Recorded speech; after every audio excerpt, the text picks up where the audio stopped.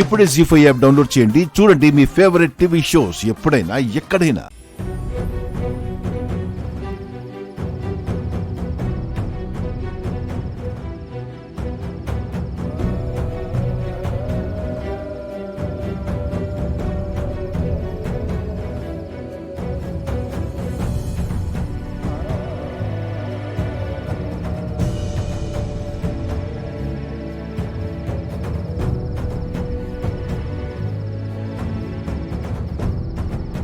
రుక్మిణి గారు,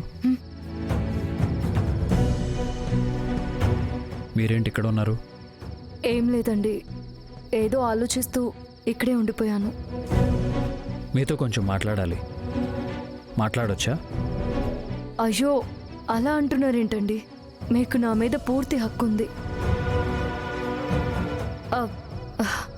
I mean, మీకంటే నాకు అయిన వాళ్ళు ఎవరూ లేరు. చెప్పండి. ఇంట్రాగేషన్లో మీరు చెప్పినవన్నీ నిజాలేనా?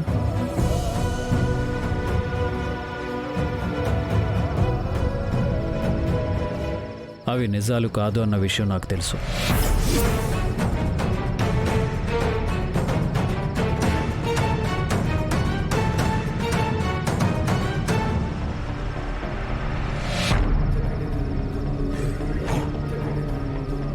అవి నిజాలు కావని మీకెలా తెలుసు? అదే నిజం కాదు, ఆ నిజం వెనక అబద్ధం ఉంది. నేను పోలీసునే. బాడీ లాంగ్వేజ్ని బట్టి, కళ్ళ కదలికలను బట్టి, మాట తడబాటుని బట్టి కనిపెట్టగలను.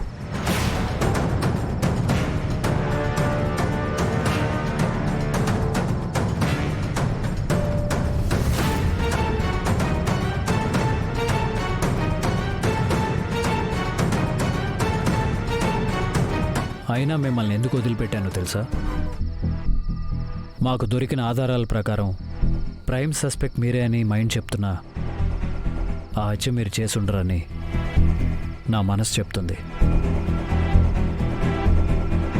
మీరెవరో నాకు తెలీదండి, కానీ చాలా మంచివారని మాత్రం తెలుసు.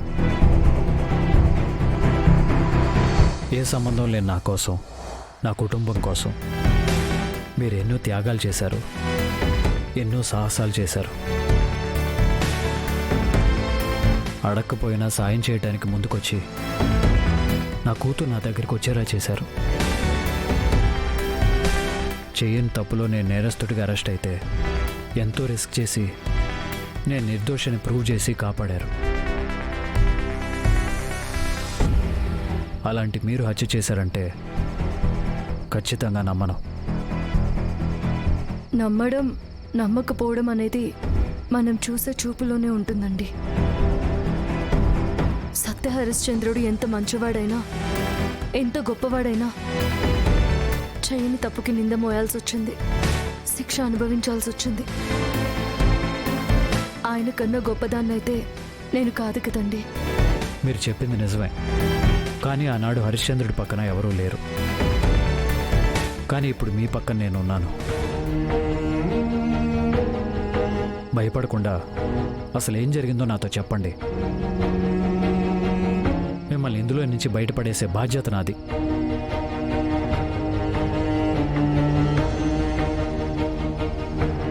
మీరు నన్ను నిజంగా నమ్మితే ధైర్యంగా చెప్పండి, నమ్మకం లేకపోతే వదిలేయండి. ఈ ప్రపంచంలో నేను నమ్మే ఏకైక వ్యక్తి మీరేనండి. అయితే నిజం చెప్పండి. సరే, నన్ను హెరాస్ చేస్తున్నారని తెలిసి ఆ మదన్కి మీరు వార్నింగ్ ఇచ్చారు కదా. ఆ తర్వాత కొంతకాలం అతను కామ్గానే ఉన్నాడు. కానీ కొంతకాలం తర్వాత మళ్ళీ వెంటపడడం స్టార్ట్ చేశాడు. చాలా ఇరిటేట్ చేశాడు. నా వీక్నెస్ని అడ్డు పెట్టుకొని నన్ను బ్లాక్మెయిల్ చేయడం స్టార్ట్ చేశాడు. ఏ విషయం అడ్డు పెట్టుకుని బ్లాక్మెయిల్ చేశాడు? అయ్యో, సర్జరీ ఫైల్ గురించి చెప్పేస్తే నేనే రాధికి నన్ను తెలిసిపోతుంది. ఇప్పుడు ఎలా? చెప్పండి, ఏ విషయం అడ్డు పెట్టుకుని బ్లాక్మెయిల్ చేశాడు? అది మిమ్మల్ని చంపేస్తానని, స్వీటీని పింకీని కిడ్నాప్ చేస్తానని బ్లాక్మెయిల్ చేశాడండి. అందుకే భయపడిపోయాను. నేను మళ్ళీ స్కూల్లో జాయిన్ అవ్వడానికి కారణం అతనే.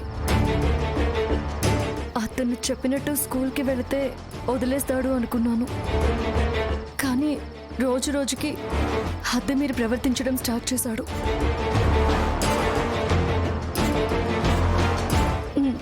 నాతో మిస్బిహేవ్ చేయడం, నేను ఎదురు తిరిగితే పనిష్మెంట్ అంటూ ఇంకా టార్చర్ చేయడం,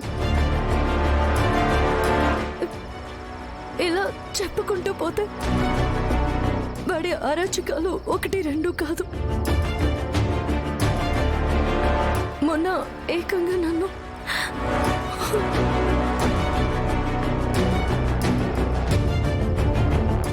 హోటల్కి రమ్మని పిలిచాడు. నేను వెళ్ళకూడదని అనుకున్నాను, కానీ వాడు నన్ను వదిలిపెట్టలేదు. నాకు వెళ్ళక తప్పలేదు. నేను అక్కడికి వెళ్ళి వాడికి స్ట్రాంగ్గా వార్నింగ్ ఇద్దాం అనుకున్నానే కానీ చంపుదామని నేను అస్సలు అనుకోలేదు.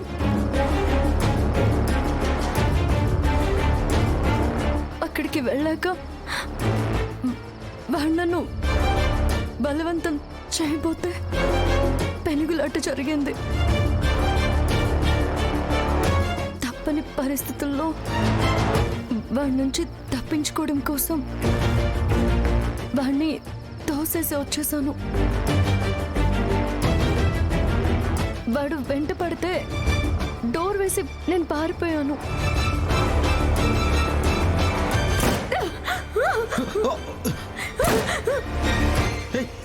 కాలుస్తున్నావండి?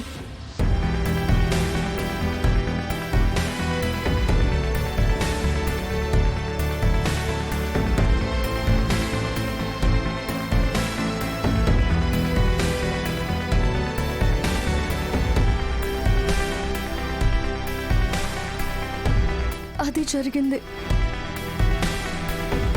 తీరా చూస్తే వాడు చనిపోయిన విషయం విని నేను షాక్ అయిపోయాను. నిజంగా వాడి చావుతో నాకు ఎలాంటి సంబంధం లేదండి.